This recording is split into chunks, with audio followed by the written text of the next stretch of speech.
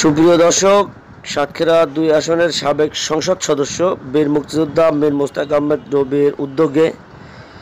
এই তীব্র গরমে তৃষ্ণার্তদের মাঝে খাবার পানি বিতরণ করা হয়েছে। আজ দুপুরে সাতক্ষীরা শহরের খুলনা রোড মোড়ে খাবার পানি বিতরণ করেন সাতক্ষীরা পৌর আওয়ামী লীগের সাধারণ সম্পাদক শাহাদাত হোসেন, যুগ্ম সম্পাদক জিয়াউর বিন সেলিম জাদু, জেলা মহিলা আওয়ামী লীগের সাধারণ সম্পাদক জ্যোৎস্না আরা, যুবলীগ নেতা মনোহর হোসেন অনু, তুহিন সহ আরও অন্যান্য নেতৃবৃন্দ। প্রচণ্ড খরতাপে সারা বাংলাদেশ যখন উঠছে, বিশেষ করে সাতক্ষীরা তাপমাত্রা 40-এর অধিক দীর্ঘদিন ধরে